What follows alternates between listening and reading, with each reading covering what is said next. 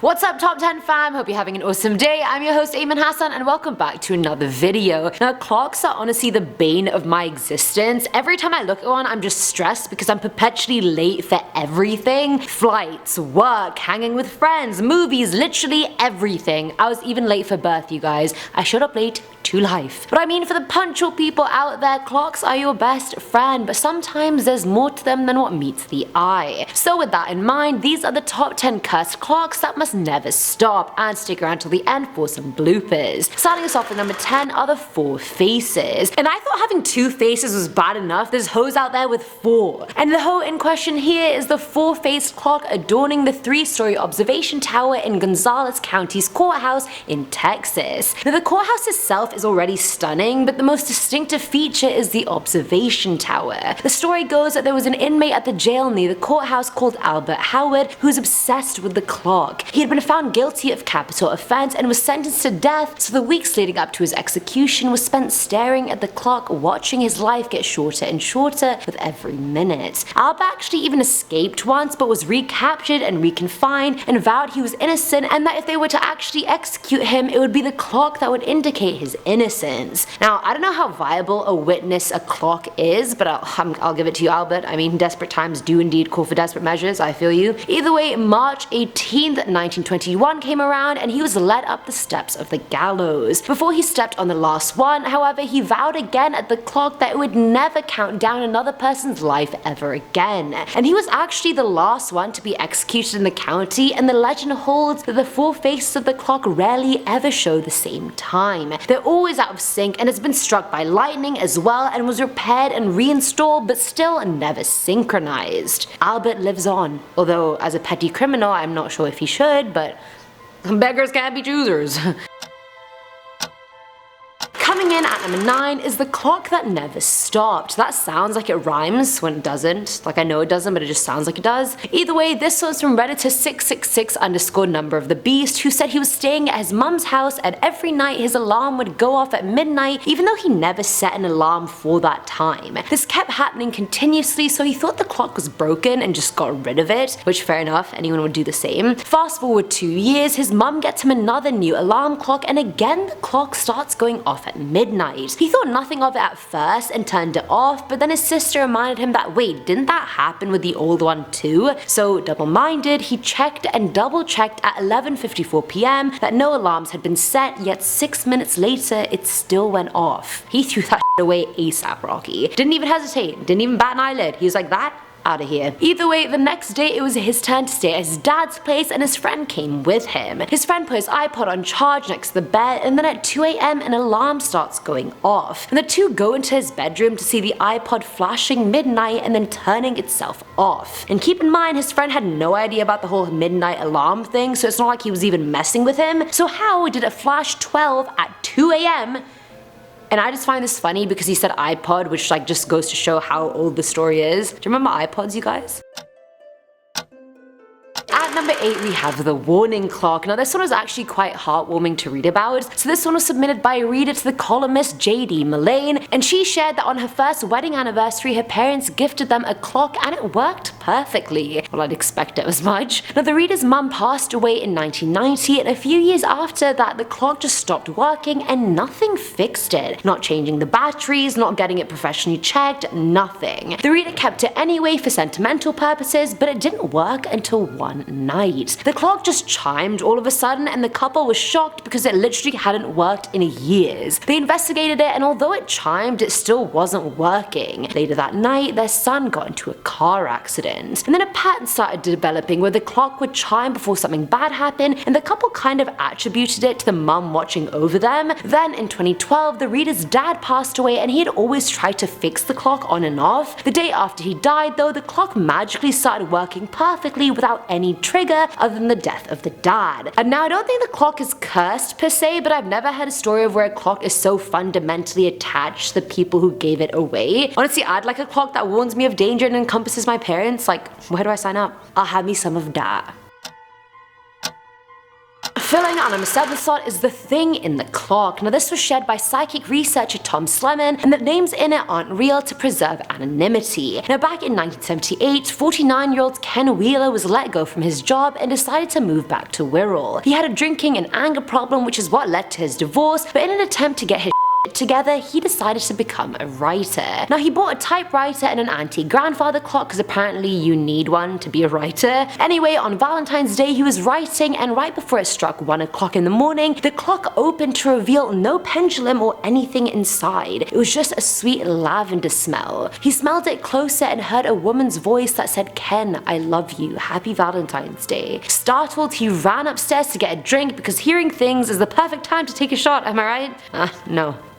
Either way, that night he had a dream he made love to the spirit or ghost and woke up with hickeys all over his neck, and the next night at 10 p.m. he heard the voice from inside the clock again. She said, "I'm sorry for last night," and Ken was already a few drinks deep at this point and told her to show herself. She then said he'd be scared by her and she may have to kill him if he does get scared. What he saw was a skeleton sort of apparition that had a skull of a horse with red eyes, fangs, and a segmented torso. He ran the hell out of the house, and when he got back the clock was completely smashed and he ended up being hospitalized and died in a psych ward. I know that was a huge twist, like I know no one thought it would go that way, but it did.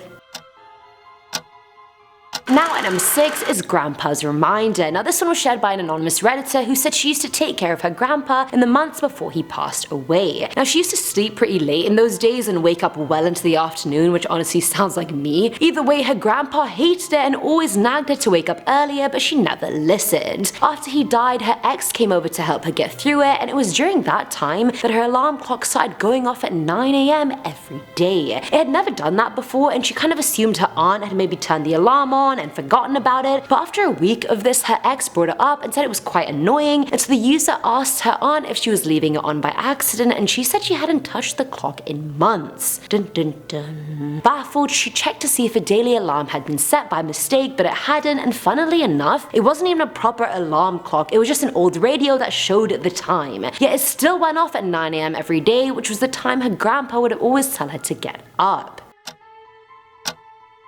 Coming in at number 5 is SUSIE Campbell. So back in Feb of 1910, the Women's Institute of Brampton, shout out Brampton, had a meeting to discuss the prospect of starting a hospital. The idea of the hospital was suggested by the Institute's secretary, SUSIE Campbell, and so in her honor, when the Peel Memorial Hospital was finally built, the Women's Institute donated a grandfather clock for her. Years passed, SUSIE died, and hospital staff started sharing stories of the clock. Some had seen SUSIE's face inside the clock before disappearing within seconds, and others saw the hour hand wavering between 5 to 6 p.m. before going back to the actual time. Now SUSIE died during that time of the day, so that's the link there. Either way, when Brampton Civic started being built, the question arose of whether or not the clock should be moved to the new location or not. People worried that moving the clock would bring along the ghost of SUSIE that had clearly cursed the clock, or at least was still haunting it. They decided to move it but leave it in the storage area of the basement of Brampton Civic, but when they moved it, they had taken all the working parts out of it, yet it still somehow chimes and ticks on its own. How is that happening? At number 4 is the unnecessary clocks. So apparently a lot of hauntings take place in New Hamburg in houses and buildings built before 1920, so that's just fantastic. Homes, hotels, and bed and breakfasts alike all report various instances of hauntings, but none are malicious, so they kind of just chill and let it happen. However, there's one bed and breakfast where a spiritualist guest saw the apparition of a female servant from the 1900s carefully fixing a clock in her room. Many other guests reported seeing the same girl fixing the clocks in their rooms, so I'm assuming when she was alive, she was probably the one that had to go to each room and wake people up the old-fashioned way. Another resident said she never sets her alarm clock in the morning because every morning she hears a woman's whisper saying it's time to get up, and that woman is obviously the servant, and honestly, maybe she just wasn't happy with technology advancing and not being needed to wake people up anymore, so she was probably like, no, as long as I'm around, none of these clocks are gonna work. And that's exactly what's been happening since. Technology? F*** it. Filling our number 3 slot is the bitter student. Aren't we all bitter students, honestly? Hate school. Either way, the Anglo-Chinese school located on Barker Road in Singapore is gorgeous, first of all, but secondly, it has a clock tower, and I feel like most modern schools don't. It's usually the older ones, but I mean, you do you, boo. No one's judging. So either way, students aren't allowed to go up the clock tower, nor can they gain access to it. However, way back when, a student did manage to gain access to the clock tower, and so he went up to the gear room, but he didn't realize the platform cut off so soon, so he ended up falling into the gears and being crushed. The school was literally in shock after that and made getting into the clock room virtually impossible. And I said virtually, not completely. The spirit of the student who died was so pissed that he died the way he did, he still haunts the school and preys on its students. Students have claimed he's possessed them and others over the years and tries to get them into the clock tower so they can suffer the same fate as he did. Many have even committed suicide that way, and others nearly have before teachers intervene just in time. Now at number 2 is the never-ending flight. I don't know how true or real this one is, but I'm choosing to suspend my disbelief, and you guys should too. This story was shared by Redditor Worcester_ST, who said they were on a flight from New York to LA, and since he had a whole row to himself, he passed out right after takeoff. A few hours later, he woke up and checked the time to see it was 4:03 AM, but when he looked out the window, all he saw was open ocean, which made no sense because last time he checked, there was no ocean between New York and LA. Can confirm, there is not. He called the flight attendant, who was smiling with tears streaming down her face, and she said there was an hour till landing. But when the user looked at the time again, it was still 4:03. Now, how is it possible for him to have waited 5 minutes for the flight attendant yet the time hadn't changed? He then opened his laptop to see it saying 4:03 there as well. At that point he was like, what the hell, and started a stopwatch on his phone, and minutes passed yet the time just didn't change. 2 hours later on the stopwatch, he asked the woman sitting in front of him when they'd be landing, and she replied saying, in an hour, the flight attendant just told you, but she hadn't. It had been 2 hours since then. Then 5 hours passed and a woman walked past him and left a note on his tray as she went. On it said, are you stuck too? To which she replied back, yes, it's been 30 hours. I'll just jump off. I'm not gonna spend 30 hours on a plane, no thank you. No!